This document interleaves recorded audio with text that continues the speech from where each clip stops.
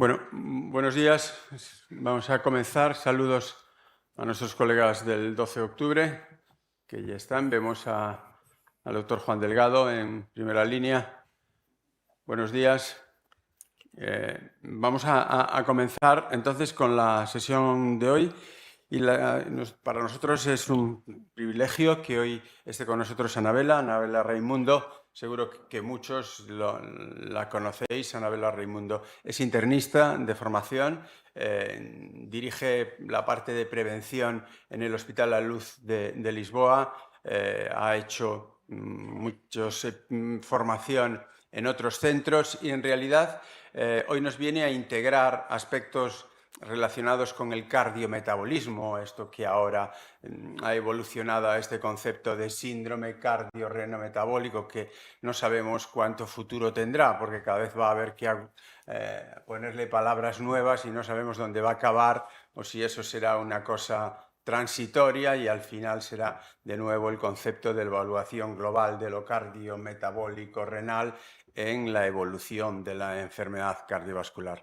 Anabela forma parte de la dirección de la Sociedad Portuguesa de Aterosclerosis y es la responsable del próximo congreso. Es sin duda alguna una de las profesionales que lidera este área en Portugal y también en otras reuniones y asociaciones en Europa, y hoy nos va a dar su visión sobre esta relación de lo cardiorreno, de lo cardiometabólico y la enfermedad cardiovascular, algo que es el reto del día a día, porque en el día a día nuestros pacientes con cardiopatías pues tienen muchos de ellos asociados a aspectos cardiometabólicos que obligan a un manejo personalizado en relación a esa patología.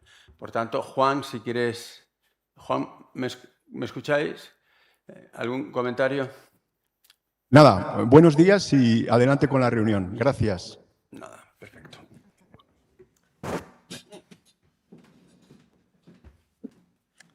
Muchas gracias. Es un placer estar aquí.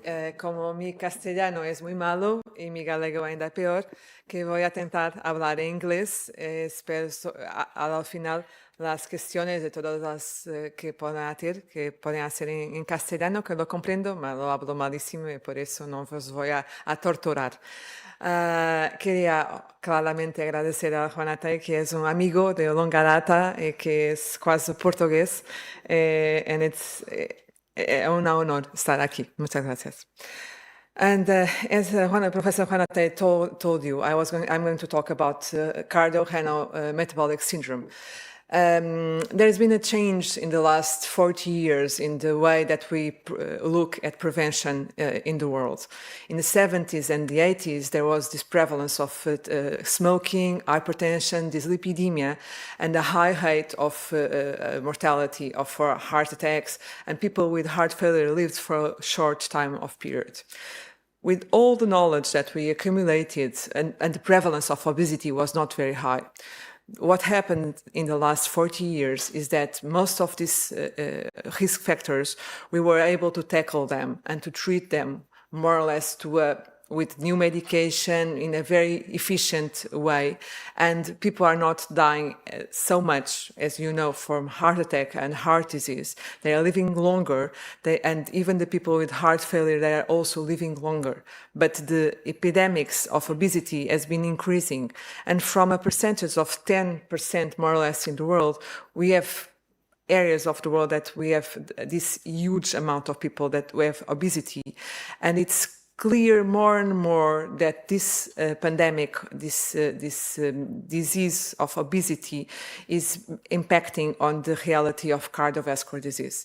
And that's what we are going to talk about today in this morning. So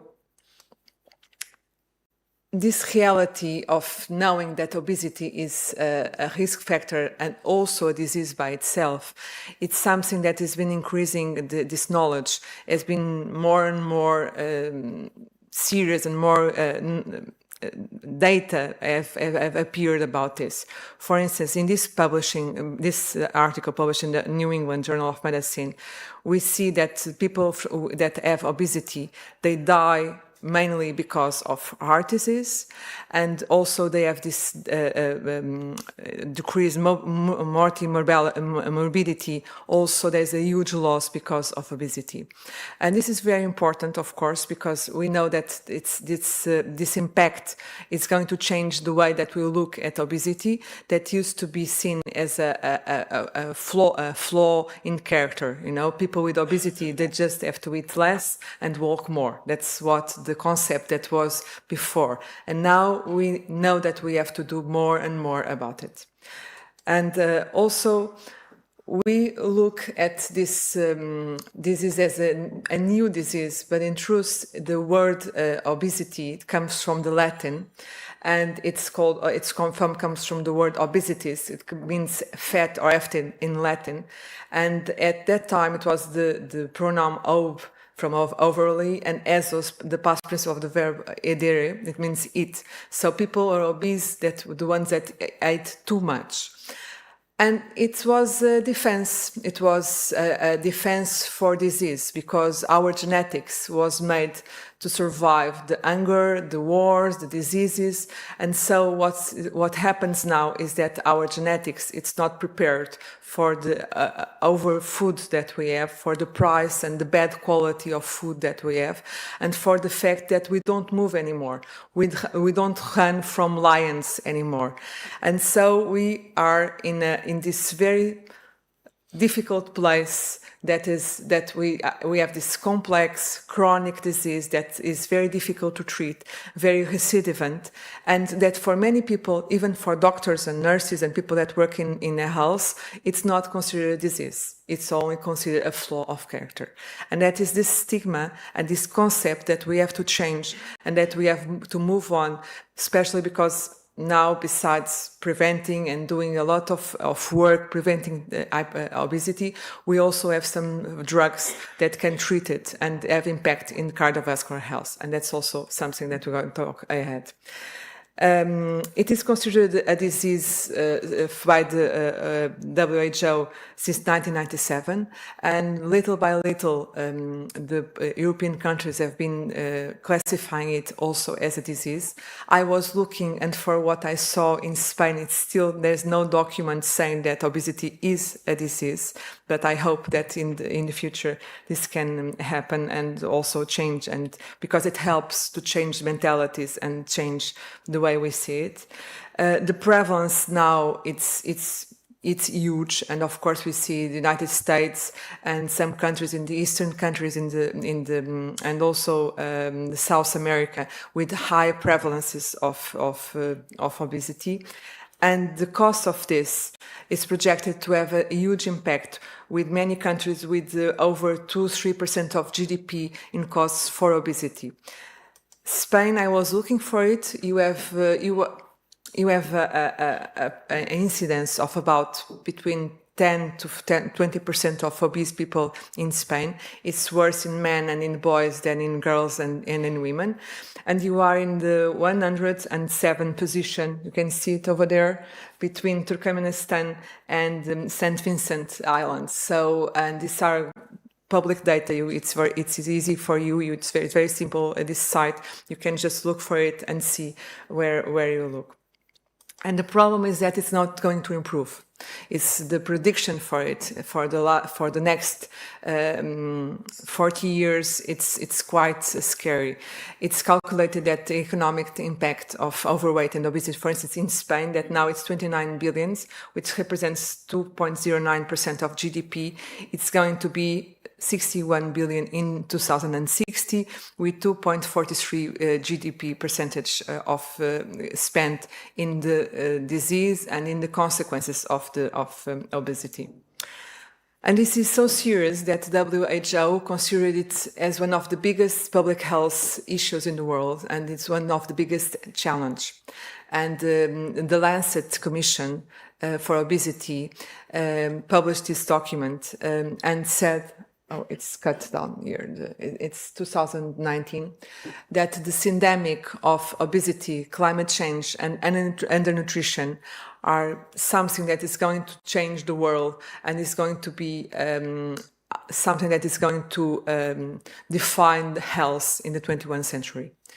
And what we can perspectivate is that if nothing is done, our children and grandchildren are going to live less than we and our grandparents lived because of this problem. But as I said before, it's not only a lifestyle issue.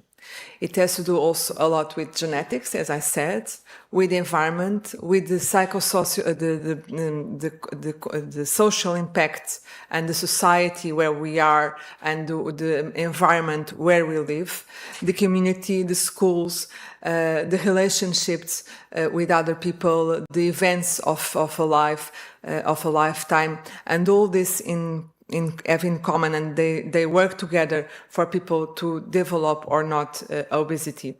And it's a very, very, it's very easy. And nowadays, with all the things that we have, it's very easy to be and to develop obesity. And I brought you this painting from Tiziano, which is in the Museo do Prado, to say that for people with obesity is like Sisyphus. Sisyphus was punished by the gods, and he had to push a rock on his back every day from over the mountain. And when, in the end of the day, the rock came down.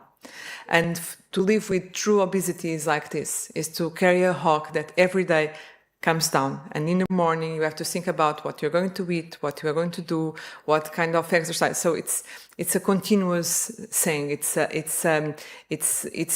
difficult. So we have to look at this with compassion and care when our patients present to us with obesity. But not every obesity or all kind of fat is equal. We know we have this concept of the pear and apple. So if we have hyperplasia or hypertrophy, the impact of it in your health, it's different.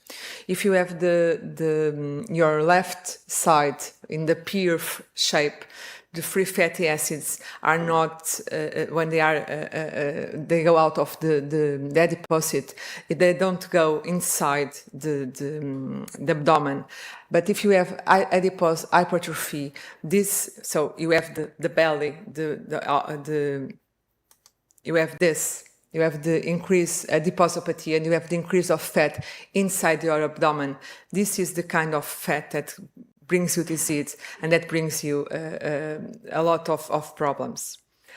And the problems can be, it's said that obesity is connected with more than 200 diseases, or at least at the root of more than 200 diseases. But mainly we divide them in metabolic, mechanical, and mental. And we have the cardiovascular diseases, sleep apnea, chronic back pain, and also the arthrosis and all the problems with articulations, gallstones, fatty liver disease, and also the psychological with depression and anxiety being also a huge age problem, and of course diabetes and pre-diabetes. And this, in terms of cardiovascular disease, has been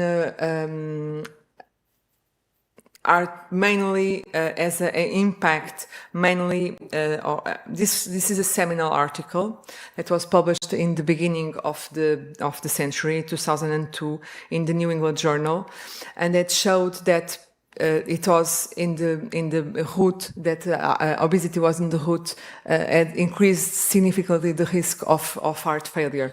And that was a change of mind, because until then, many people thought it was only something that was in the root of diabetes or hypertension, and that was not an independent risk factor for cardiovascular disease. And this is another, the references is altered. Well, it was published in 2015, and it's also the impact of obesity on the different cardiovascular disease, not only with heart failure being the most important, but also with coronary heart disease and stroke as an important factor for its development, according to the grade of BMI.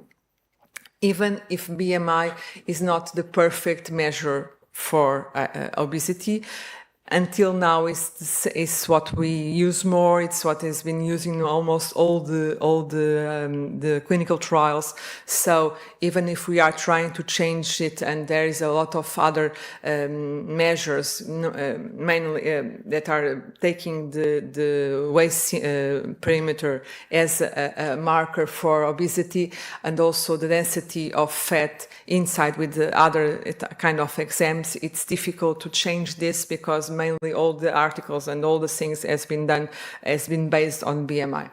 Well, but going forward, these are some of the mechanisms that seem to be in the root of the heart failure, reduced and preserved ejection fraction, and these are the main physiopathological mechanisms that are in the root of the disease of the heart failure. So we have the structural abnormalities, the functional abnormalities, the neurohormonal abnormalities, and the metabolic abnormalities, and all this is the perfect storm for heart failure.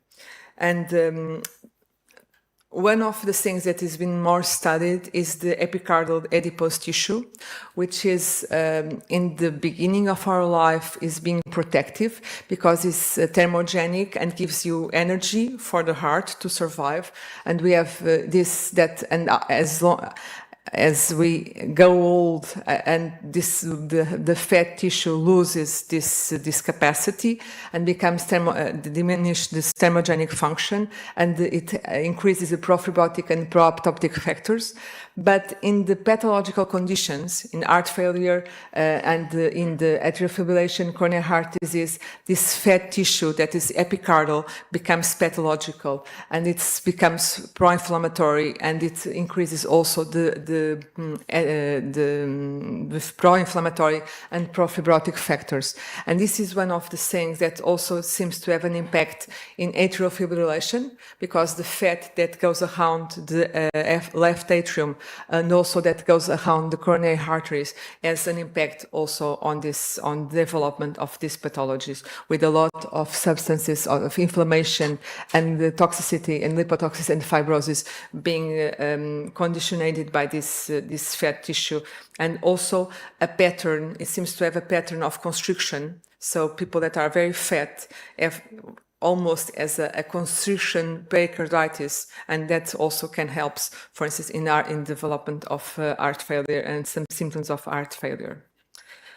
Moving on from the heart, we also have an impact of the adipose tissue in the kidney failure, and this is a study that once more the waist circumference seems to be more helpful than the BMI in determining the patients that are going to develop the kidney failure. But this is also obviously a factor that helps the kidney failure patients. And it seems that the mechanisms are also complex.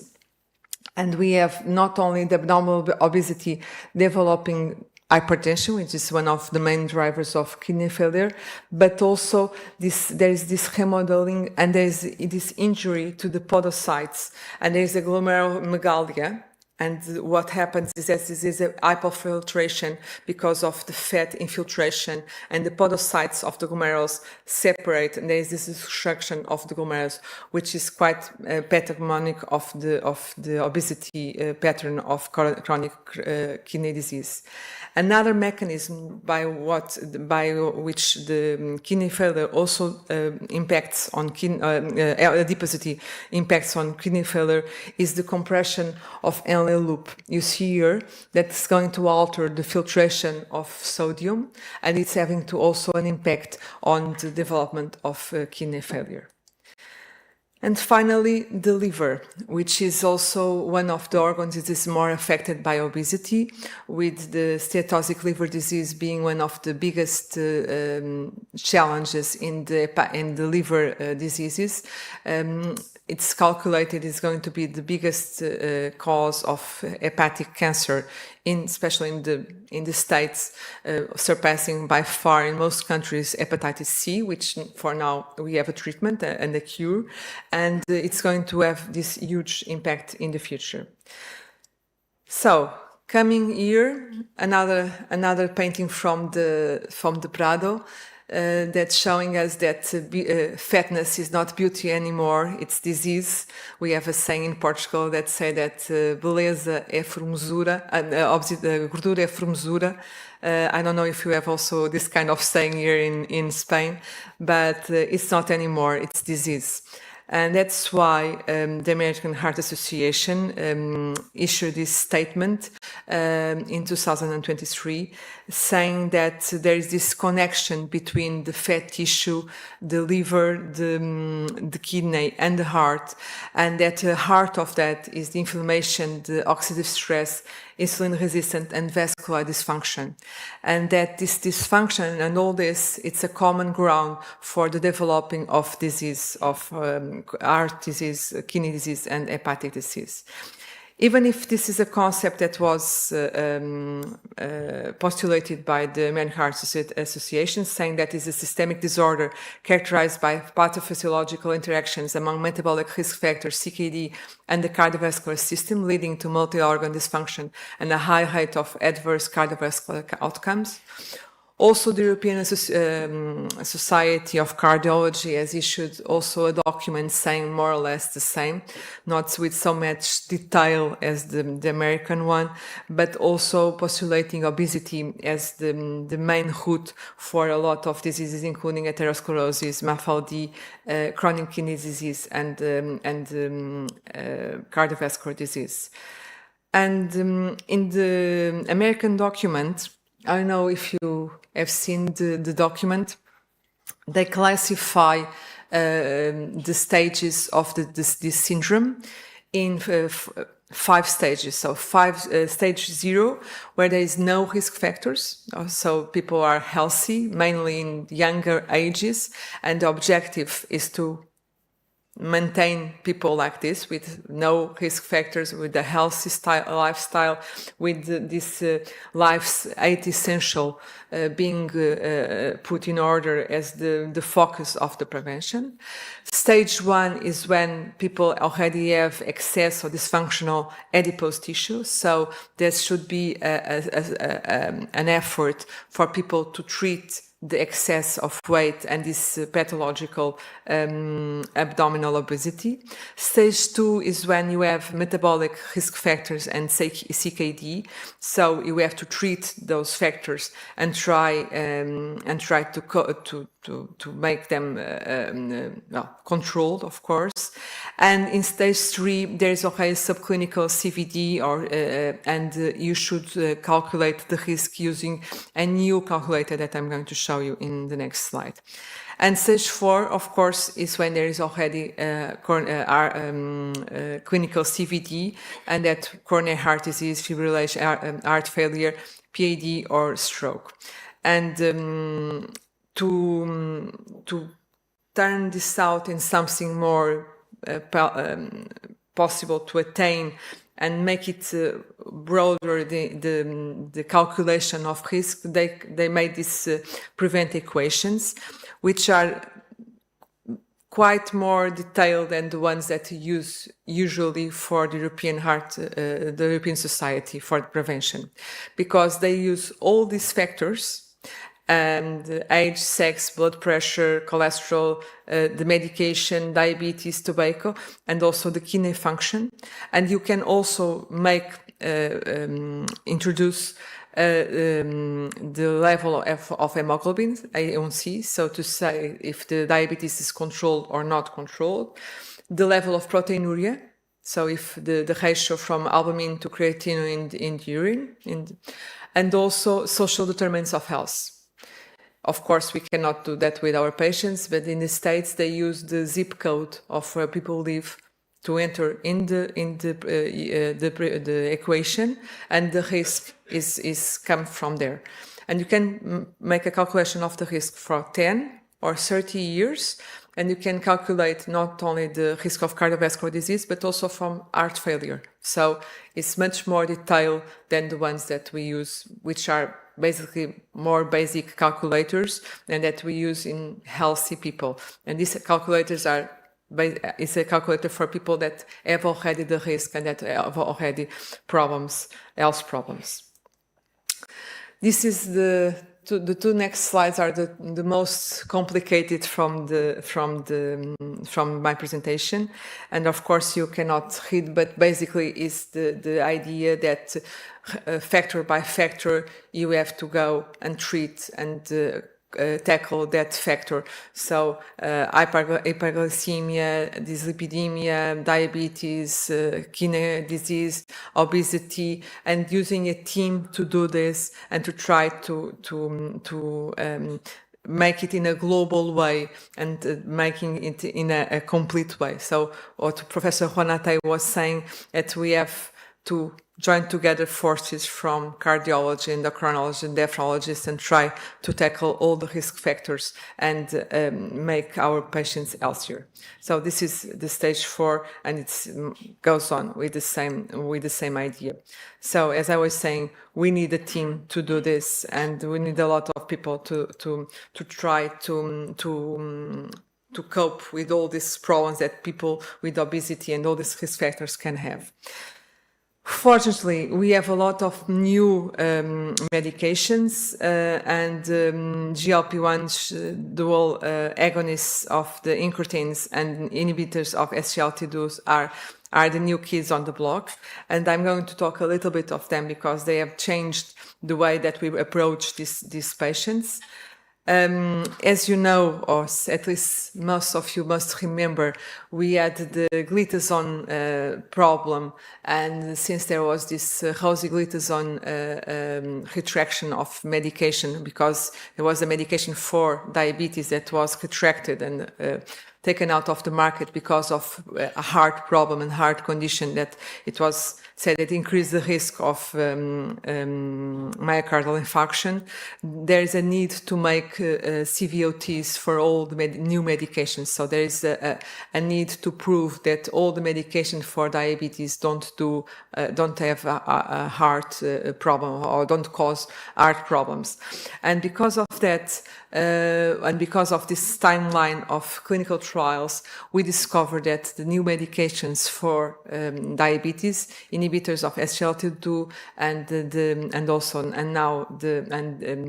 also the agonists of GLP-1, and also now the dual have benefits in terms of kidney disease and also the heart conditions. And this is very well known, and in all the new guidelines for instance, in the diabetes guidelines for the European Heart Association, European Society of Cardiology, the meta-analysis showed that, and the benefits of this medication, not only in terms of heart disease, but also the kidney function. The mechanisms for this seem to be varied.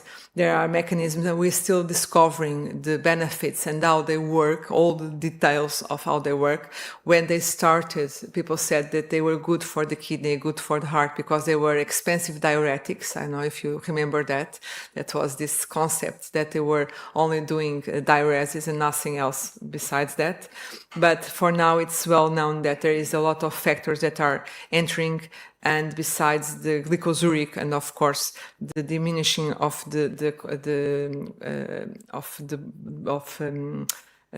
congestion, there are a lot of other factors, hemodynamic and also tubular effects and metabolic effects that are this mainstay of their benefit in terms of health. The other medication that are being more and more used are the agonists for GLP-1. I don't know if you know this, but the incretins are hormones from the gut. They are produced by the gut, and what happens is that when you give glucoses by the vein, this is the seminal experiment that showed their effect. There is no increase in the insulin. When you are giving food, glucose by the mouse, there's increase in the production of insulin. And so these were named incretins because of that. They increase the level of insulin, and the diabetics have this increase is not doesn't appear, it's not so well done by the diabetic people, and that's the attempt was made to make medication that will mimic the role of the incretins, and the inhibitors of the DPP-4 were the first step on this route to this path to discover medication that act on these hormones. But and the last ones and much more efficient are the agonists of GLP-1. And this GLP-1 is a peptide, and it's a member of incretin families, as I said, and it's produced in the gut. And there's this effect on different places, so on the brain, on the lung, on the heart, on the pancreas, kidney, and GI tract. And it's still being discovered, all the effects, but what we know is that we have early society, we have a diminishing of the craving for food, we have neoglucogenesis and diminish of the fat in the liver, and in the heart we also having a lot of effects that are beneficial for the heart. And because of that, it has been studied in several trials that have been showing all the benefits in terms of heart failure in the STEP HF trial. As you know, it increased the number of steps and the capacity of walking of the patients with heart failure, which is one of the main problems of patients with heart failure is the tiredness, and it improved it significantly. And in this trial, the use of diuretics was significantly reduced, and the effect and the benefit was independent of the baseline diuretic, the amount of diuretic that was given to the patients. And also in the SELECT people, it was with patients that were not diabetic and that had already cardiovascular disease established. And in the first endpoint, which was a composite of death and heart failure and coronary heart disease, there was also a significant reduction of this endpoint with a very positive result. And it's going to probably change all the guidelines in the future in terms of heart disease. Also, it showed a benefit in the kidney disease, and it's going to also probably be in these guidelines. And when you make a pooled analysis of the SELECT, the FLOW, and the STEP, it showed a benefit that was independent also of the different patterns on being diabetic, not diabetic. There's always benefit in the usage of this medication. It seems that it has two parts: a part of benefit that is dependent of the weight, of the losing of the weight, but that are also other effects like vascular protection, improved microvascular function, and the structure of the heart, and also the sensitivity of insulin, and also reduction of the inflammation as an important point in the benefit that this medication brings to the heart in terms of coronary heart disease and heart failure. But the story is not ended, because there are more incretins than the GLP-1. There's also, one of them is the GIP. So there is another medication that's called, or another pharmac that's called tirzepatide, which is a dual agonist. It's produced, it acts on the GIP that's produced in the K cells of the duodenum and jejunum, and also agonize the GLP-1 that's produced in the L cells, and as an effect of increasing glucagon and increasing also the insulin secretion. And this results in a very varied effect in the several organs, with an impact of reducing weight that reaches almost bariatric surgery. So it's in terms of effect on the weight. And this has and the benefit, the cardiovascular benefit, was translated in the SUMMIT trial, which has, the primary endpoint was death from cardiovascular causes or worsening heart failure, and it was also very positive, and it opens a new window also in the treatment of these diseases with the dual incretin effects. But if you thought it was complicated, it's much more complicated than it seems. And so probably we are going to have a lot of medication that are not only working on the GLP-1 and on the GIP, but probably it's going to be a lot of associations, triple associations, dual associations, oral medication. And the future is there because we have retatrutide, which is a triple agonist of the glucagon, GLP-1 and GIP, and associations with cangretilide, which is another amylin agonist. And the trials come and go, and they are all, these are phase 2 trials of different dual agonists. This is an oral agonist of GLP-1 or forglipron that is being developed by Lilly, and that's going to be probably the future and one more weapon in our armamentarium. And so many are coming, and we have to be ready for them. So to summarize, we have to start early. We have to change the way that we look at obesity. We have to prevent it, mainly in early ages, because once you are fat, once you are excess adiposity and adiposopathy, it's very difficult to tackle it and to reduce it. And we have to make it in a team building and team way, because otherwise we are not going to be successful.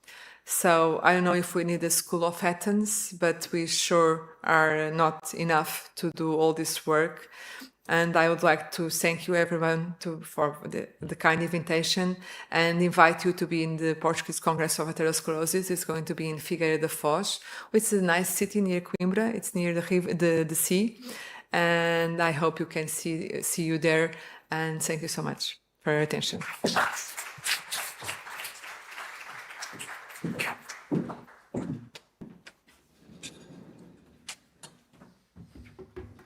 Bueno, gracias, Anabela, un poco por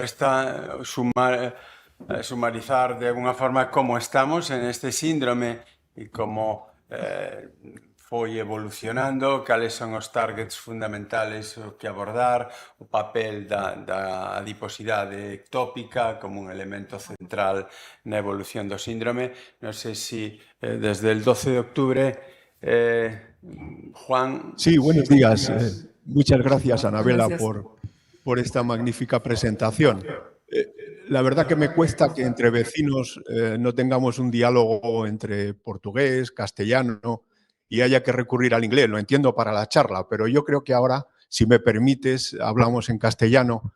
Y lo que quería comentarte es un aspecto relevante. Yo creo que el primer paso con relación a la obesidad ha sido reconocerla como enfermedad crónica. A la vanguardia Italia, pero desde el 21 la Comisión Europea reconoce la obesidad como enfermedad crónica. Pero una vez entendido como enfermedad crónica y ese cambio de paradigma de estigmatizar al paciente obeso, subyace en la obesidad, es un problema complejo, como todo en medicina es complejo. Sin duda tendrá un componente genético con múltiples interacciones a nivel metabólico, pero también se le reconoce un trastorno de la conducta alimentaria. Más allá de que como sociedad científica, como gobierno o como sociedad en general, aparte de reconocer y aprobar medicamentos que puedan ser útiles, ¿qué piensas en medidas de prevención primordial que tan eficaces han sido, por ejemplo, con el tabaco, aunque sean medidas que la sociedad pueda entender como duras, siendo un problema tan grave como es la obesidad? Gracias. No, muchas gracias por tu sugestión. Lo ejemplo del tabaco es buenísimo porque es exactamente eso. Tenemos que hacer un poco lo combate a la obesidad aprendiendo con las medidas que fueron tan eficaces en el tabaco. Por ejemplo, los impuestos, la taxación de las bebidas azucaradas, de los dulces, de la inexistencia, reglas en la escuela, en las escuelas de no haber dulces, no haber bolos, dulces, o todas esas cosas. En las escuelas es un ejemplo, los impuestos es otro ejemplo, la limitación de dosis, de porciones, la limitación de sal en los pan para la hipertensión es otro ejemplo que no es directamente la obesidad, pero es una medida que ha cambiado también la forma, los niveles de hipertensión. Me parece que es un ejemplo muy bueno, la utilización de las mismas medidas que el tabaco para la alimentación, la promoción del ejercicio físico, que algo en mi país es muy complicado.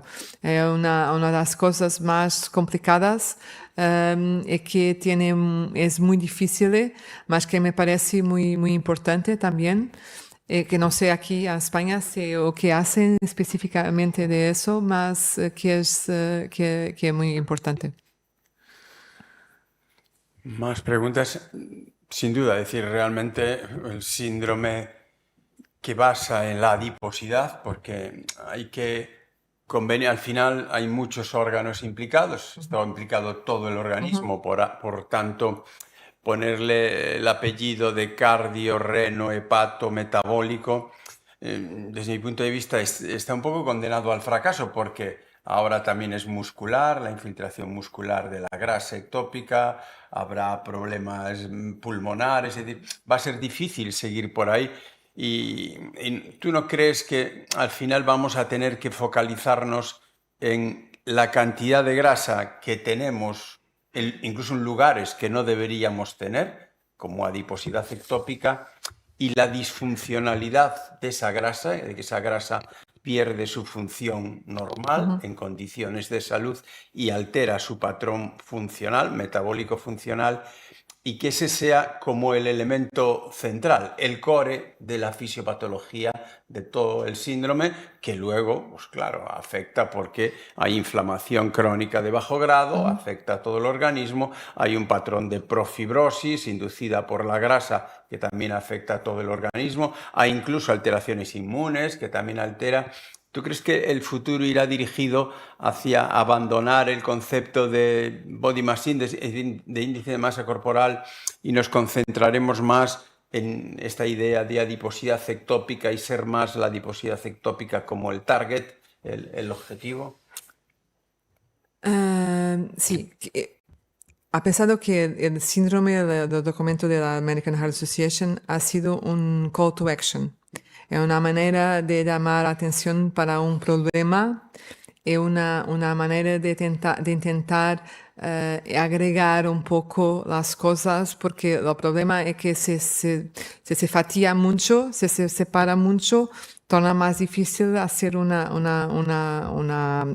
evaluación completa mas el concepto es ese, es la grasa ectópica disfuncionante que metabólicamente es maléfica, es mala para el organismo. El problema es cómo tú medes eso.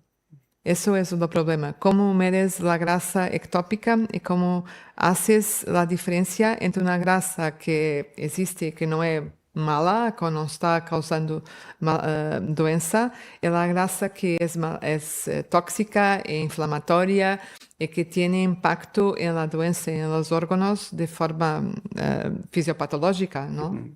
Sí, bueno, recientemente se ponía al final, porque este es un debate, ahora el Lancet publicó este statement de intentar ir hacia la adiposidad y abandonar el concepto de obesidad y peso. Bien es cierto que hay una relación, es decir, el Body Mass Index, el Body Mass Index de forma general se relaciona con más adiposidad ectópica, pero quizás el concentrar en esa idea de adiposidad ectópica nos puede ayudar a seleccionar determinadas medidas que van dirigidas al elemento fisiopatológico común. Si es la disfuncionalidad de la adiposidad ectópica, en estos pacientes donde la adiposidad ectópica es el elemento central, escojamos terapias, desde cambios en el estilo de vida hasta terapias específicas que el target sea la funcionalidad de esa grasa. Porque si no, podemos estar tratando algunos epifenómenos relacionados con estos, pero no estamos enfocando el mecanismo central. Y eso... Sí, es verdad, pero los documentos de Lancet también tienen un fondo muy económico, me parece. Porque es verdad que si tienes a alguien con hipertensión, no esperas hasta tener los primeros signos de doença para la tratar, ¿no? Empiezas a tratarla solo así que aparece, empiezas a tratarla. En la obesidad va a haber personas con hipertensión que nunca van a tener infarto, que nunca van a tener stroke, o que nunca van a tener insuficiencia renal, pero tú tratas todos, ¿sí? No haces esa diferencia.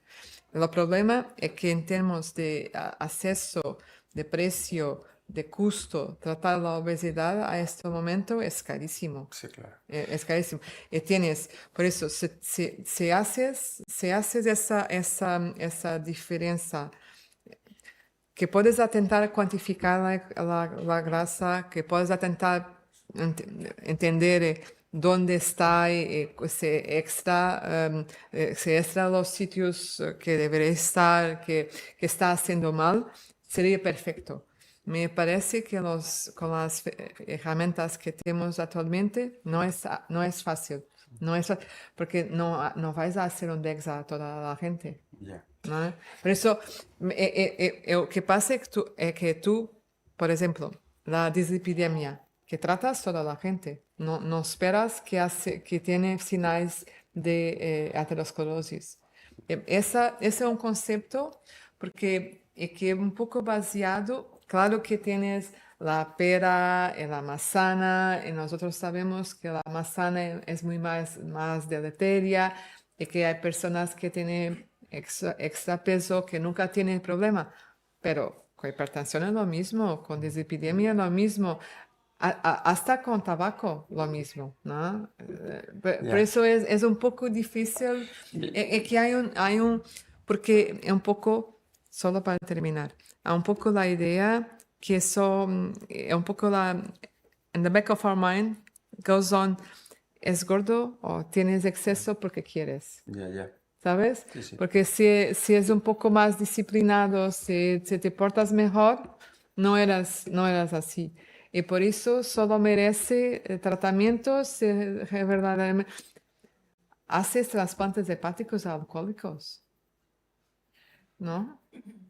Que No, en realidad... no dejas de tratar no.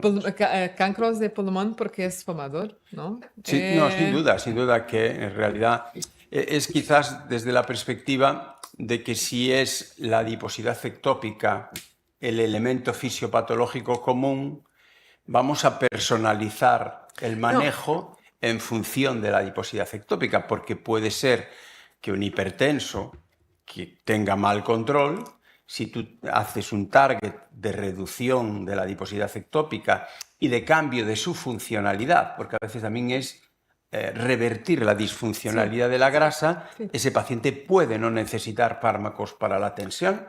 Hay muchas experiencias, incluso con cirugía bariátrica, que dejan de necesitar fármacos para la tensión. Lo mismo pasa, por ejemplo, para fármacos para el control glucometabólico. Si tú eres capaz de cambiar la funcionalidad de la grasa con fármacos que podrían ser para la diabetes, pero en este caso no lo son, pues puede ser que el paciente ya no necesite fármacos para la diabetes.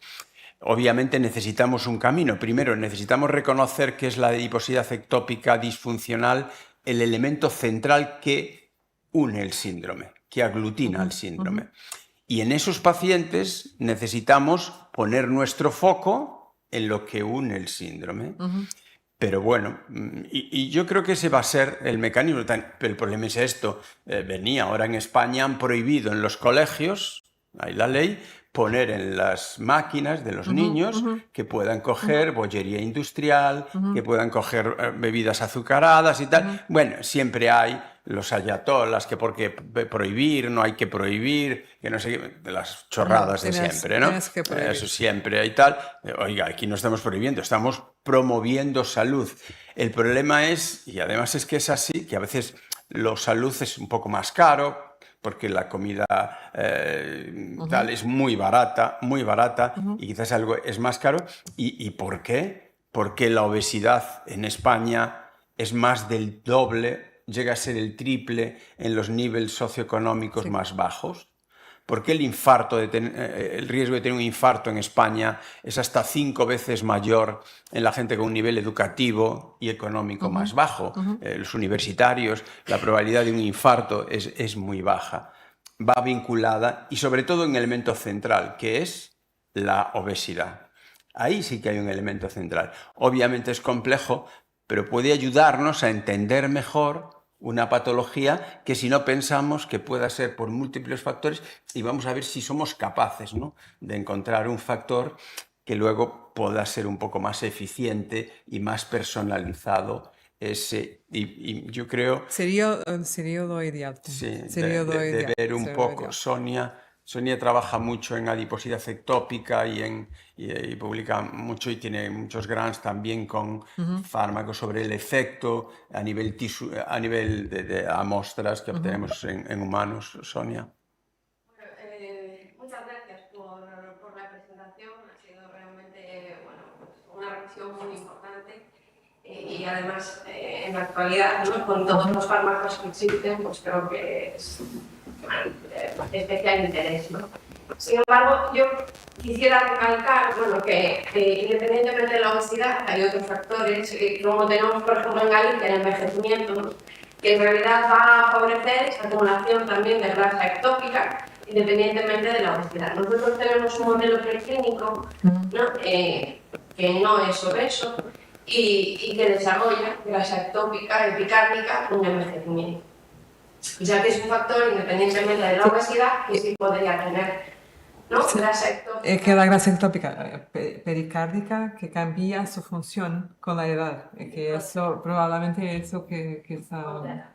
Y después hay otros 2 trabajos publicados, uno en Circulation, una Readings en Electrophysiology, y otro en Heart Rhythm, que va por la idea de que si tratas la enfermedad cardiovascular, disminuyes la cantidad de grasa ectópica. Por ejemplo, si tratas la fibrilación auricular, después de unos meses disminuye esa grasa ectópica que aparece a nivel auricular. O sea que es un nuevo concepto, que ya no solo la grasa ectópica está relacionada con la obesidad, sino en realidad con la patología cardiovascular, ¿no?, que también va de la mano. Entonces, son 2 conceptos un poco distintos, ¿no?, con respecto a la obesidad. No conozco, voy a leer, que me parece muy interesante. Es interesante, es lo mismo que enfermedad renal promueve enfermedad cardiovascular y enfermedad cardiovascular promueve enfermedad renal, como si hubiera una bidireccionalidad. Y que cuando tienes enfermedad cardiovascular también pueda ser que esa propia enfermedad cardiovascular promueva el depósito de grasa disfuncional ectópica en determinados órganos. Es un tema del máximo interés, obviamente hay un gran desarrollo incluso farmacológico, pero yo diría que sobre todo de conocimiento de por qué, porque si uno dice que es un síndrome, es que tiene una base fisiopatológica común, si no, uno diría que fuese un síndrome. Sí, pero la inflamación, ¿de dónde viene? Pues el hecho es pensar si hay algo, y en este caso, si realmente es esa grasa que depositas en cantidad, porque a veces la depositas en el mismo sitio que ya tenías, pero a más cantidad, y si es disfuncionalmente diferente, si es el elemento que promueve la enfermedad, porque si es así, tenemos el principal determinante etiológico y tenemos una buena diana para abordar la diana que hace el clúster ya de todo lo demás, ¿no? No, es muy interesante y además es algo muy actual. Va a haber un desarrollo enorme de fármacos, de intervenciones, porque esto está creciendo de una forma absoluta, pero bien es cierto que crece en la gente más pobre. Eso es donde está creciendo. Y hace poco la Organización Mundial de la Salud nos decía que en cambio los consejos, incluso en redes sociales y tal, va dirigida a la gente con nivel socioeconómico más elevado. Estamos dando consejos a gente que no los necesita, en cambio no estamos llegando a la gente que lo necesita. No llegamos ni con redes sociales ni nada a que lo necesita, porque si nosotros nos vemos a nosotros, no hay obesidad, prácticamente no hay obesidad. Pero si esto lo trasladamos ahora a una escuela de formación profesional o a trabajadores manuales no cualificados, pues resultará que el 30% son obesos. ¿Cómo llegamos a esa población? Porque lo que estamos haciendo ahora es dando mensajes para los que no lo necesitan. Y eso es lo que está pasando en enfermedad cardiovascular, ¿no? Que se está promoviendo salud cardiovascular, que está muy bien, para grupos de población que no lo necesitan tanto. Y en cambio somos muy ineficientes en llegar a los grupos de población que realmente lo necesitan y que a veces no consumen ese tipo de redes sociales, no consumen ese tipo de mensajes, no tal. Vamos a ver si tenemos que cambiar. Y este es el paradigma de cómo educar para la salud, que en realidad ese es el gran objetivo. No sé, Juan o tal, ¿queréis cerrar ya la sesión? Pues sí, yo creo que quería desearos a todos un feliz lunes de Pascua, a todos los compañeros de Santiago, y recordaros que el próximo jueves nos volvemos a ver con una nueva sesión, en este caso que emitiremos desde aquí, desde el 12 de octubre. Y muchas gracias, Anabela, una magnífica presentación y debate. Gracias.